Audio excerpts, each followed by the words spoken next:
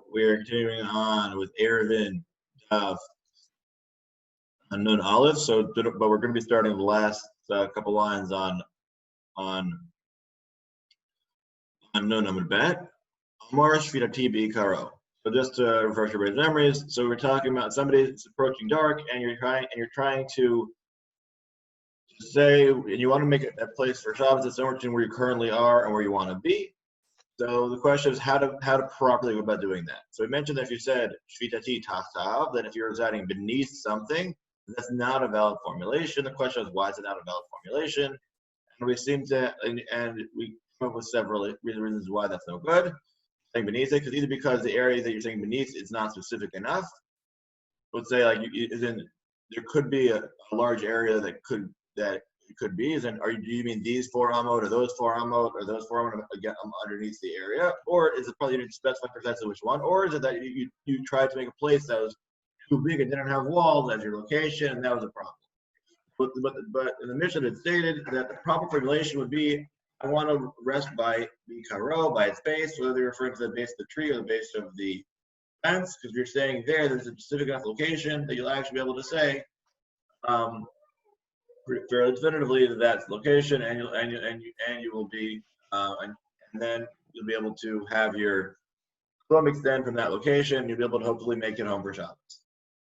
Nowadays, it's not as much of an issue, but thanks to suburban sprawl, so definitely the Greater Toronto area, as well as in most suburbias, that's almost a different issue. You can probably walk for about 100 kilometers without having any issue whatsoever. To the more rural areas, then it's more relevant.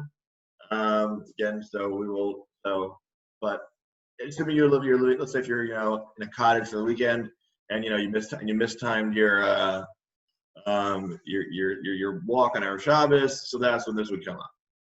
So Amar Shvidati B'Ikaro, if you said that you're residing by the base of it, Mahalech B'Makom Raglav V'Hadi Karo Al Pai Mama U'Ikaro L'Beito Al Pai Mama.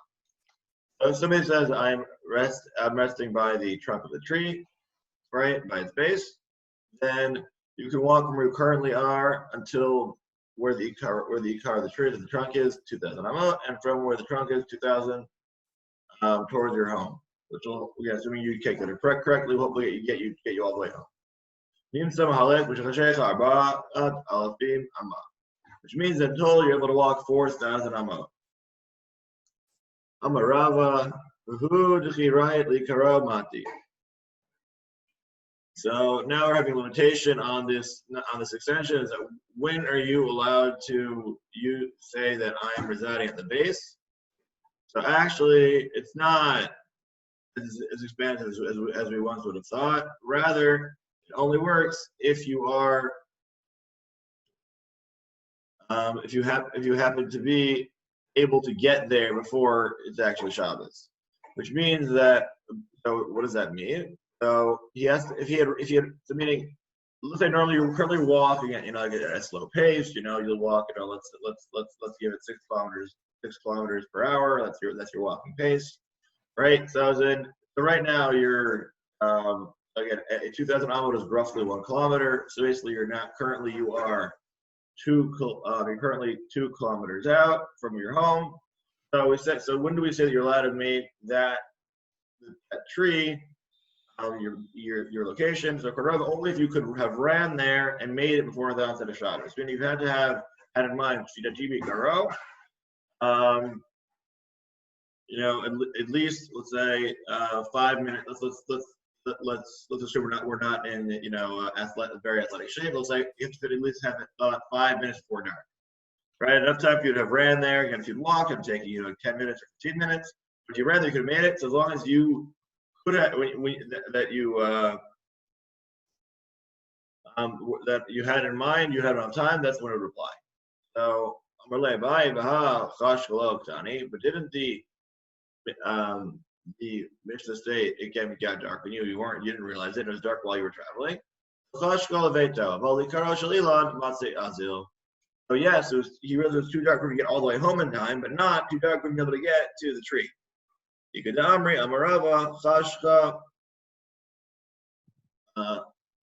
Chashka Lo Kimisaka Kalikali Amalright Mati. So that could have been the answer. That he found he didn't only have time to get to the tree, but he didn't have time to get all the way home. Or Rabba could have answered that he that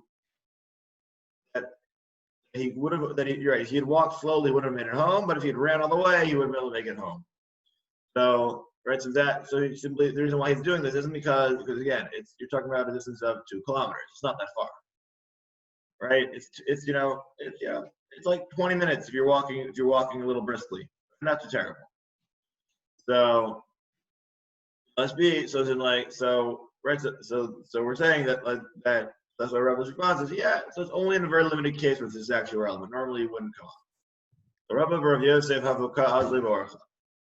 So now we're gonna have a story that'll hopefully illustrate this point. So Rabba and Rav Yosef are walking on the way. Amar le Rabba Rav Yosef Tehei Shviati Tuti Dikla Savil Achua. So Rabba said to Rav Yosef, our residence will be beneath a palm tree that carries its brother. Meaning when you have where one tree is lying on the other one. Let's get out the here we go. Parashai has a nice picture of it. Okay, so you have that's the case where one is lying on the other one. Then or maybe he said Tuti Dikla the Parik Mare Kavanga. Right? He mentioned that tree, or he mentioned beneath the palm tree whose owner is exempt from taxes. Meaning that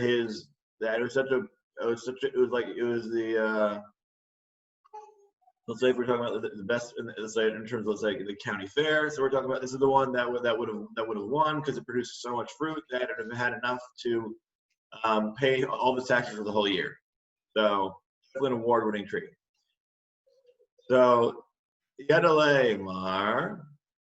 Wait, so then Rabba asked Rav Yosef, you know what tree I'm talking about? Whether it be the weird tree that's basically leaning on the other one, or the one that's the one with the highest production anywhere. So Amrlay lo yadanalay. So the reason said I don't know. Amrlay samokalai. And then Rabba told Rav Yosef, rely on me then. The time went in the Beit. Rabbi Yossi Omer Hayim Hayushnayim Echad Makir V'Echad She'ena Makir Zeh She'ena Makir Moser Shidato Makir Zesh Makir Omer Tehei Shidatenu B'Makom Plani. So as far as the right, so this is the right saying this is a case where only one person is familiar, one person is not. So they say if one person recognizes the location, one person doesn't, then you can simply give over your rights of determination to the other person. Right, and then they'll say that all residents will be underneath, will be in that location.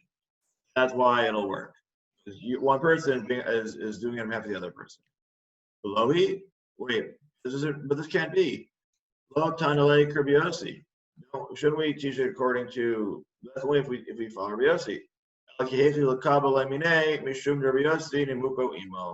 Right, so why would we say that this is that? Why was Rabbah so sure that Rabbi Yosef would agree? Because maybe Rabbi Yosef has a different opinion. Maybe he's Rabbi taught him differently. No, because normally the halacha follows Rabbi Yossi because we say that his reasoning is sound. So therefore, it was more likely that Rabbi Yosef would agree with Rabbi Yossi's opinion, and that's why he suggested this. Okay, so now we're going back to the Mishnah. If somebody is, but the case if somebody is not familiar with the area, what would they do? They're on their own. So so he'll say, my location is where I'm currently, because that way at least he'll end up getting his 2,000 amot. Whereas if he tried to make a location and didn't do it correctly, he would wind up getting, right? So even if either person doesn't know the proper formulation to say of Shvidati Bikaro, or the person is enough familiar with the area, either way, he should say, I'm residing at my location, I'm residing somewhere else. So, okay, so now we're getting to the question of the source of tzum. So Hane Alpayim Amahechet Divan. So we're saying the person, if he says that I'm residing where I'm residing, he says an amot. So what's the source for that? Okay, so for that we have the very interesting drasha, the Tanya. So Shvu Ish Tachtav Right, so by Parshaman, everybody should reside in their location, literally beneath them. So Elu Arba Amot, that means you get down Amot, then all you say Ishu Kamo, do not leave your that location is Elu Alpayim Amot. This is 2,000 Amot. So the question is, how do we end up getting? So that Shuish Taktab underneath the person is only Dal Amot. So we already discussed that. Now that's because, well, if a person, were to lie down, so that's either the person's 3 amma tall and then another amma to stretch out, or the extra amma is in case he has his things with him, or we're saying that's the way that's it, right? So those are the two interpretations the Gemara had given about why it's a dal amma. But how about 2,000 amma, right? So we said mimkomo, but wait, so how's mimkomo 2,000 amma? So Minalan. So how do we know that? So Amar Chista Lamanu. So here we have a rather long hekesh, which is again basically. So sometimes when we have when we have these hekesh or Shavas, it's very straightforward. It's like it's only two psukim with a similar word or with a similar meaning. Then you compare one to the other one. But here there's going to be a lot. So bear with me. Okay, so. Lamadu makom mimakom, umakom minisa, venisa minisa, nisa migvul, gvul migvul, gvul michutz, chutz michutz, tichtiv, umanotem michutz la'ir, ed pa'at kedma, alpayim ama, v'chulei. Okay, so there's a long list of these psukim. So let's see if you want to see the full psukim. They are located. Rashi quotes them all in full. If you have an art scroll, they should probably be all listed on the side when they have the Torah or when they have listed all the psukim. So again, these are there's 6 books. Basically, so what's the point of all these yershavs to get us to? All right, so all these get us to compare it to the way you would measure the border of the Levim, which has a 2,000 amma border. Okay, so the first 1,000 amma were to be laid, laid, and then the next 1,000 after that were supposed to be for the Levim's fields. So again, so the reach of the city was 2,000 amma surrounding, which is the source for 2,000 amma. As far as for the area of the Tchum. So the question whether this is Daraita or Rabbanan goes back to the larger discussion that we've had several times already. So Rabbi Akiva parsons directly from the Levim, from the cities that Levim were given upon entry to Israel, and it says that therefore we know Daraita is 2,000. But that's only Rabbi Akiva. Everybody else seems. So there's another school of thought is that based on the Yerushalmi, that Midoraita it's you have Yud Beis meal, which would be 12 times 2,000 amot, right? And that's what you have Midoraita. And the Midrabanan, the Chachamim established that the Tchum would be 2,000. And they said that this hekesh we have here isn't a true hekesh; it's more of an asmachta. So that's what we would. So that's the very. So and the others are saying no, actually, really, Tchumen is entirely midrabanan, and this is simply this is an asmachta about the fact that Tchumen is midrabanan. This is part of that because. And that's it. Again, sources for why we'd say this Rabbanan. There are quite a few. So one of the most strongest ones is more in Beit, which says that the reason why they didn't author riding on a horse on Shabbos because of Tchumen is because Tchumen is midrabanan. And it goes in Xer. You can't make another a decree on a decree, which implies quite explicitly that Tchumen is midrabanan. So. And again, so it's up for debate which way it'll be. And I'll hopefully remember to send out with With the recording of yesterday's off, I'll send out an article I wrote both in Hebrew and English. Again, if anything on the article seems incorrect, that's because it's not ready for publication quite yet. So if you have any comments, please let me know. Whether it be grammatic, something that was left out or wasn't clear, because again, in Hebrew or English, I'm happy for all feedback. Okay. Rabbi, sorry, can I ask what I think is a simple question? But when we're talking about there's nothing to do with carrying, right? You could be carrying nothing. You just cannot go beyond that line on Shabbos. Correct. And what was the idea if you're not carrying anything? Well, what's the ikar? Like, what was the concern about walking 2 kilometers or 1.5 kilometers instead of 1 kilometer? Going back to derisive, like, what's the issue? Right. So the issue is that there's 3 possible or 4 possible reasonings why it would be problematic. One of the reasonings is because God told you to stay where you are, so you have to stay where you are, and that's that. Another one is because it's not restful if you're walking very far all day. So therefore you're supposed to that's the same for so it's simply not. You're supposed to be lanuach, right? And it's not restful. Another one extension of that by the Aruch HaShulchan is that it's not only is that it's supposed to be Shabbat oneg, but also that you're supposed to enjoy Shabbos. Rather, it's also that you want to have enough time to actually to do other things on Shabbos, such as enjoy or learn Torah. And if you're spending all day walking, right, to and from shul, that's not going to be the case. And then the 4th reason is that this whole thing is that woman is learned out from Digli Midbar, the way the Jews reside in the desert.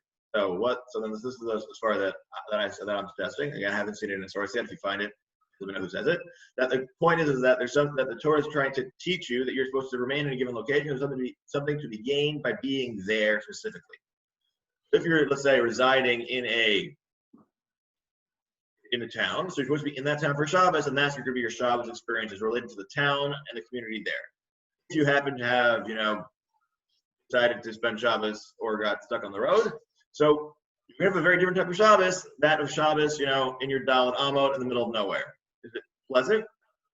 If you intend for that to happen or not, and if you brought your tent and everything and all set up, or if you didn't. But again, that's an experience you'll have for Shabbos. But that's what God intended for you to do that Shabbos.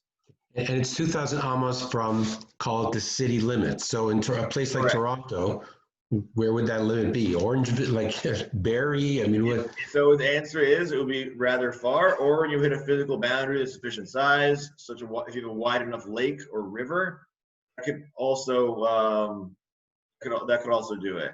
As far as the exact measurement, as in I haven't done it, so I'm not sure if there are any. Again, like how precisely the urban sprawl goes, but typically it's pretty. You go quite far.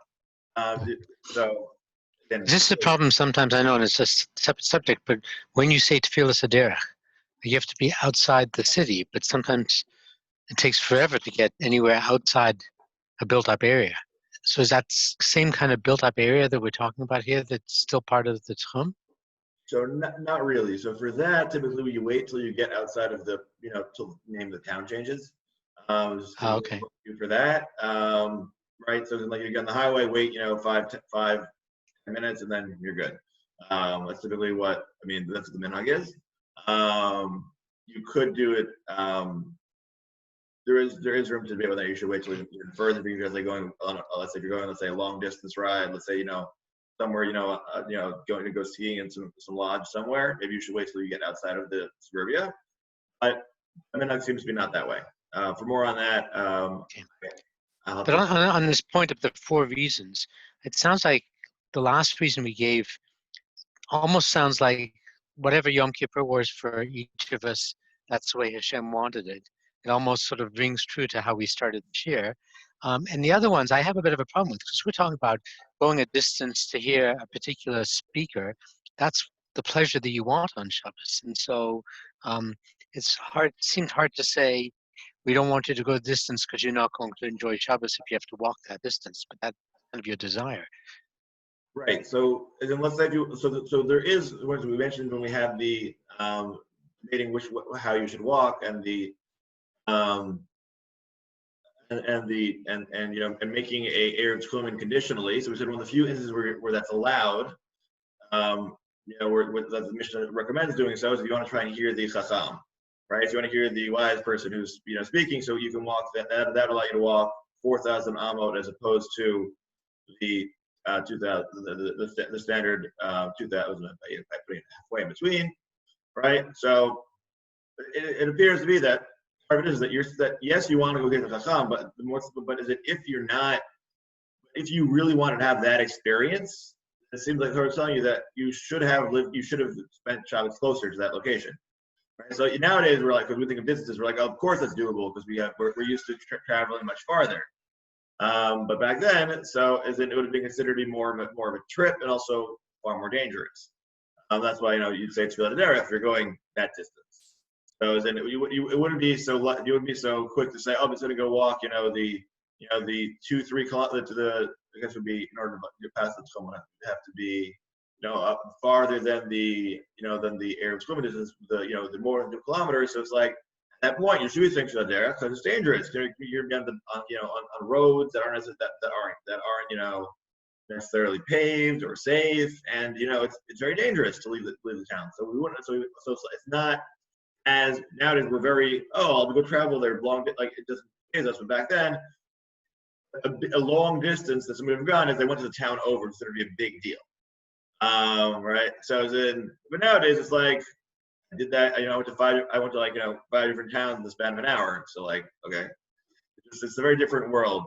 Understood. Thank you very much, Rabbi. All right. I just want to point out something from the last time we did Eruvin. Yeah. It's a 20-page document on the Toronto Eruvin, the specific situations in the city. Okay. I can make a copy for people if they're interested. Yeah, I'd be happy to have it. Okay. So, Billy Netter.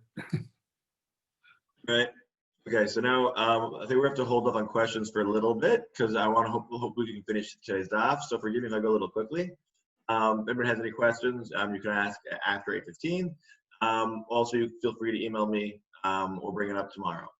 Okay, so V'neil Kir, Bikir, Ha'ir, V'chutza, Elef Ma'ama. So why do you choose from that?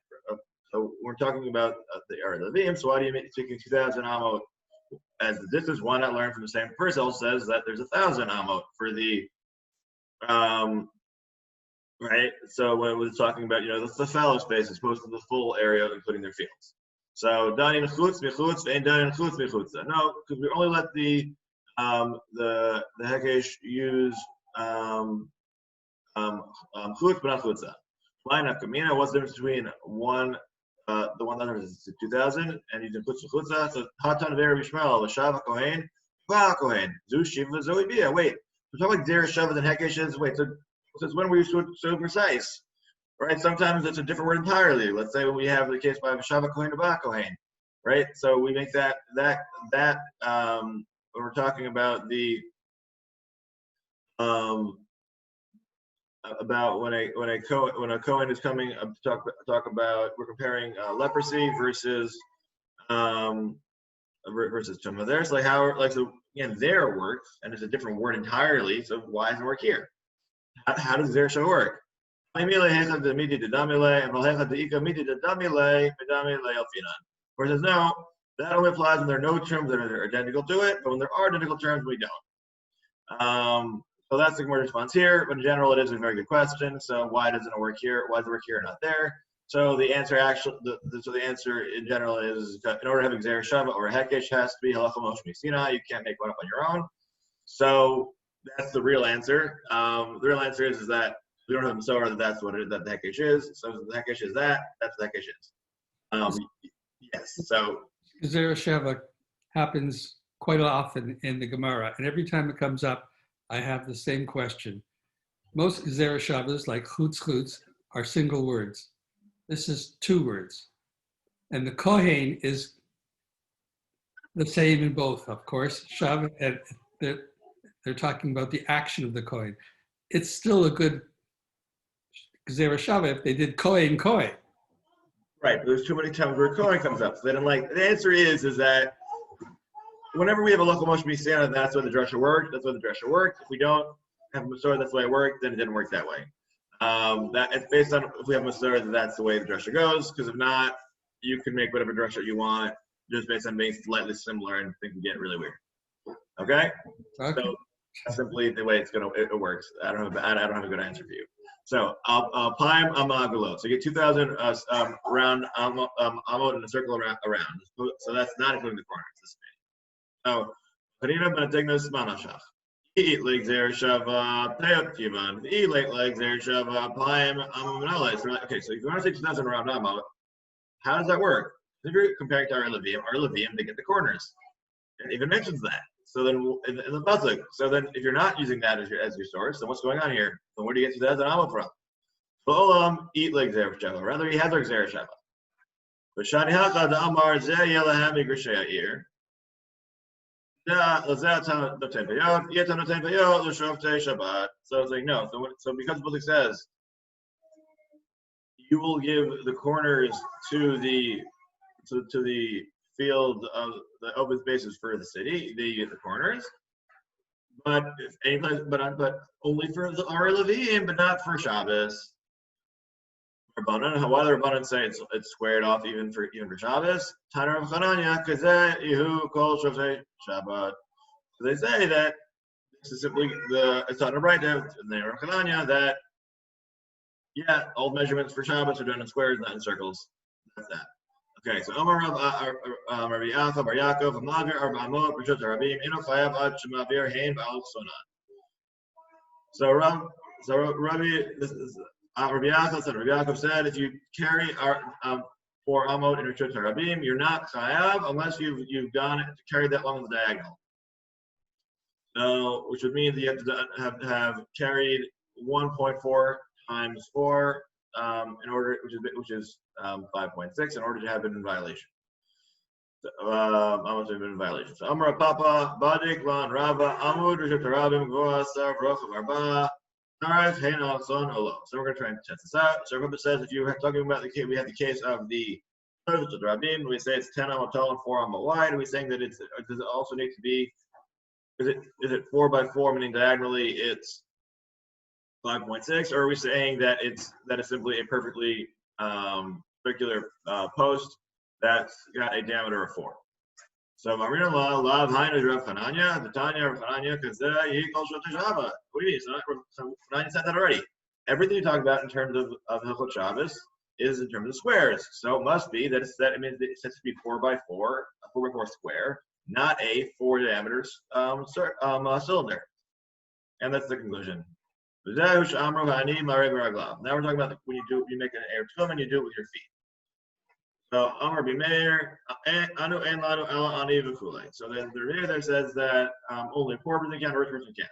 And then Rabbi Yehuda says actually it's both for poor and rich person. The whole reason why we allowed doing it with bread is to make it easier for people who have the means to pay somebody to go set up the Erev for them, but it doesn't mean that it wouldn't work, that the rich person couldn't walk themselves. So Amar Nachman, Chloket, B'Mkomi, Rabbi Meir Savar Ikar, Erev Babat, Ani Hudakil Rabba Eloi, Ashir Lo. So how does this come out?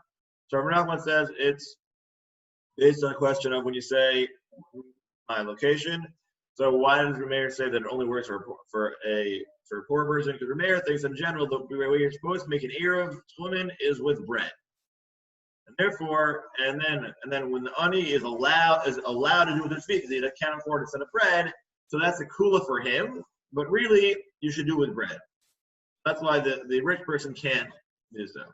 Rabbi Yehuda Savar Ikar Erev Greg. But Rabbi Yehuda says that the main way you're supposed to do an Erev Tchumen is with your feet, by actually physically being there, and then set of Shabbos. Echad ani v'echad ashir, whether it's a rich person or a poor person.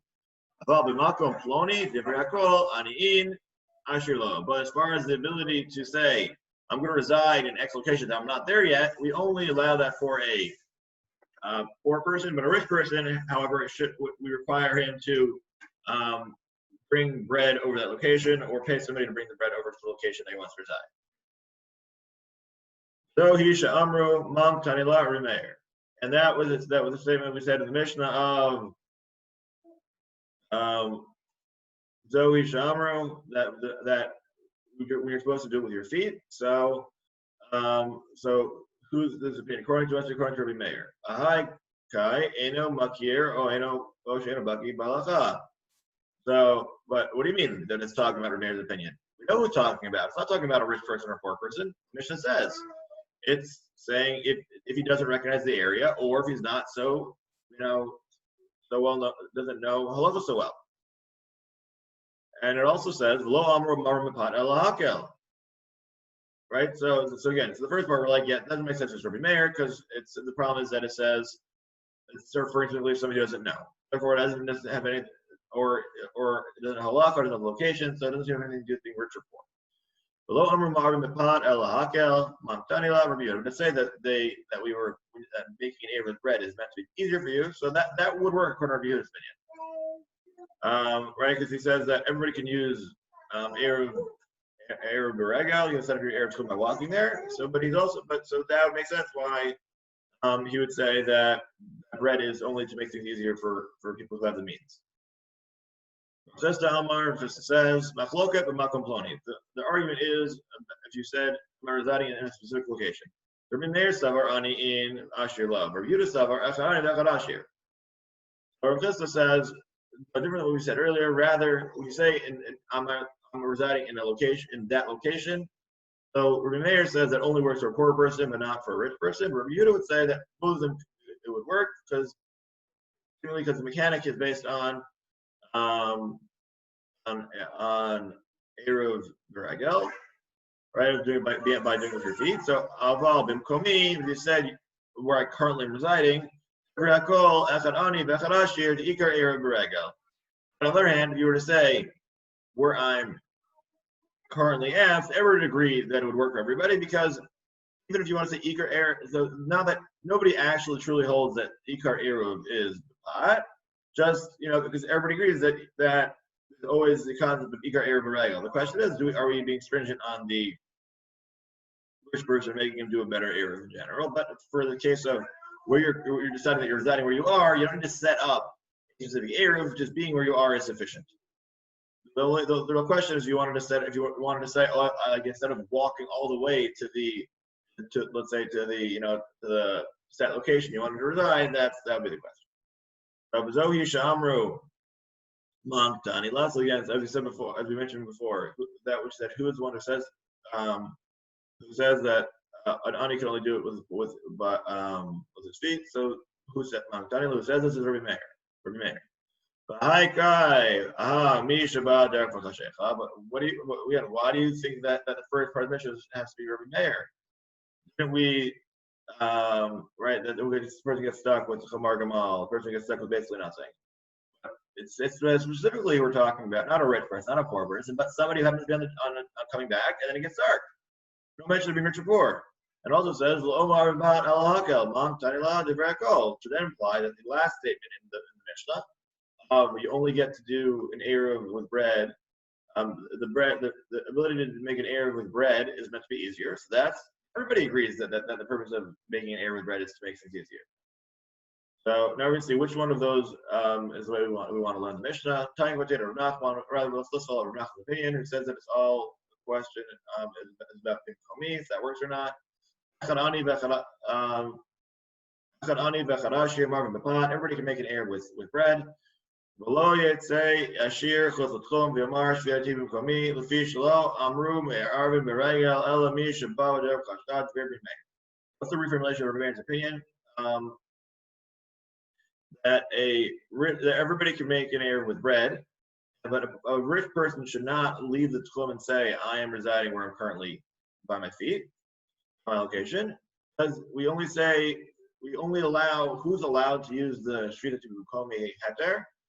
Only a person coming from a distance. Yeah, it's not relevant if you're poor or rich. The point is that if you're somebody who happens to be outside the tchum and then you shouldn't try and set up and do Eruv Beregel L'Chachila.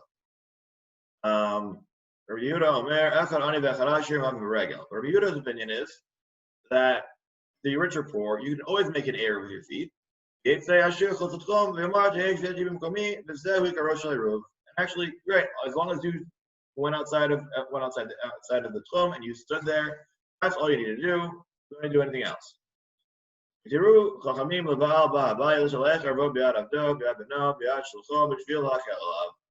And what was the whole thing making these easier on you? So we said that the Chachamim to make it easier, just to make it easier on a rich person. It's just to say for anybody, to make it easier on them, we let him send his Eruv with, either his servant, his son, or with, it was a shaliach. That way it'll be easier for him because we don't want to require the person necessarily to have to walk. Again, the original point of Eruv woman was to be done by the person walking there, and there's just a kula of we'll let someone else put it there instead of you, with the bread. Amar Yehuda, Masav Anshe Beit Memel, Anshe Beit Gurion, Ba'aroma Shahayu Machalkin, Grow, V'Simokin Laniim, V'Shnei Batzoret, V'Bain Aniek Far Shichin Aniek Far Chananya Mashkin Al Tchov L'Macharat Mashkimin V'Bain. The Ravina said once was an incident where the Memel family and the Gurion family, both of them were pretty well off. So they were distributing dried fig cakes and raisins to the poor people during years of famine. And then the poor people who lived in Zichron and Chananya, which is farther away. So they used to come to the edge of the tchum on Shabbat when it got dark, which is also within the tchum of Arman. Then would go home. So, and then the next day they would go early, and then would go farther to be able to reach the location where they're giving out the food. So they were actually going much farther in order to reach the desired destination. So Ravashi Matni Nami Daika. So Ravashi says you also could have learned it out from the Mishnah itself. Dani, you're right, you don't need this necessarily the story of Yehuda I brought, but you could have learned it out from elsewhere that you're allowed to do the Chachila. Dani Mishyat Lelech Leir Mishma Arvin La Vechzir Chavero Hu Mushar Lelech. Chol Bnei Ha'ir Ha'asur in Devei Rabbi Yehuda.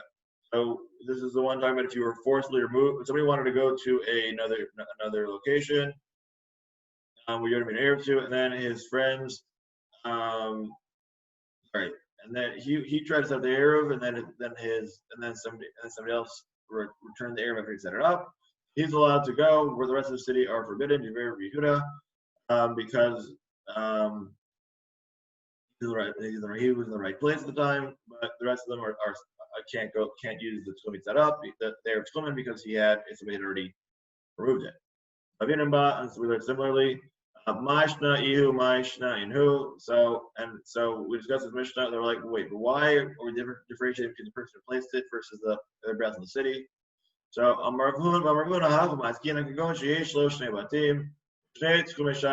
rather, this person had two homes, one in this city, one in the next city.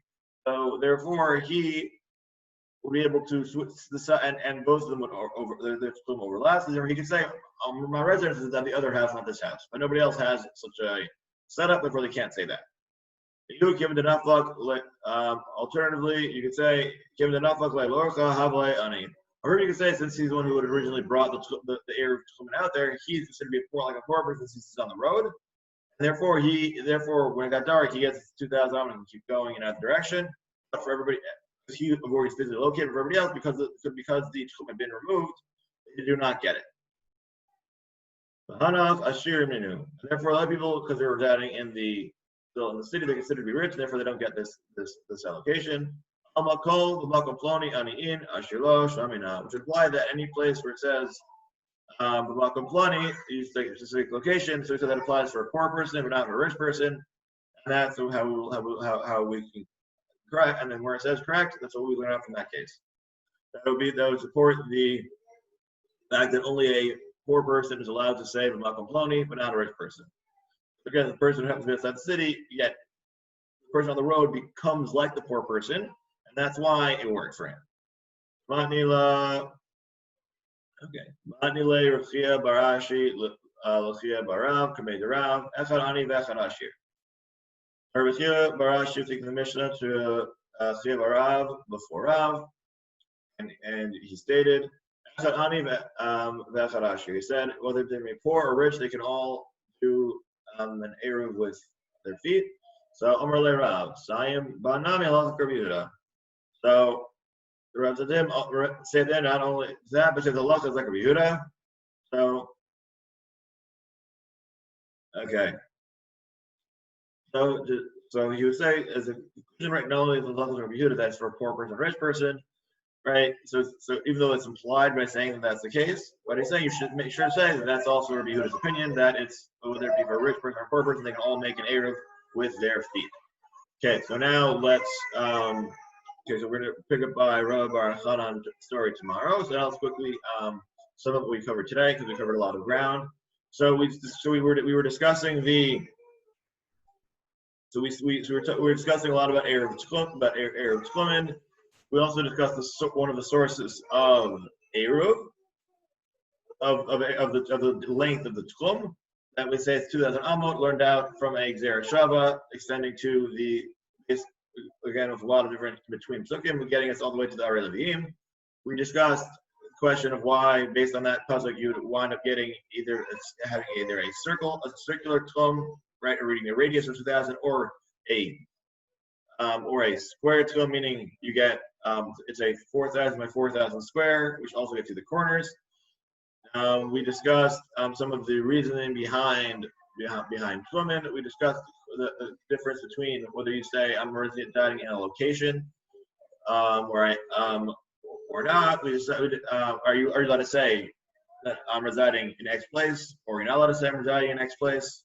And discuss the difference. It doesn't matter if you're rich or poor. Does that make a difference? We conclude that you're not supposed to say that I'm residing by a specific location unless you're either an actual poor person or if you're a person who's on a journey, which is equivalent to a poor person. But in general, you should preferably not do that. We discussed the question of when you're making an Eruv Tchumen with bread, whether or not that's for everybody or just for rich people. And then we conclude that it's actually meant for everybody. It's simply meant to be. We conclude according to Yehuda's opinion that it's meant to be beneficial. So that's why it's for the rich person as well as for everybody else. And finally, we were discussing the question of when you were saying at my location. We had mentioned that that works based on the concept of making an Eruv with your feet. That's where you establish the location, being that's where you are as opposed to in a different location. Okay, so if anybody has any questions, feel free to ask them now. If everybody has to go, feel free to go, and I'll hopefully send out my article, the recording from yesterday, from all the recordings that can be found on Toronto Torah's YouTube channel, also on my Torah as well. And try it. Thank you. All right, have a great day. Everybody. well. Bye. Bye-bye. Scott. Take care, everybody.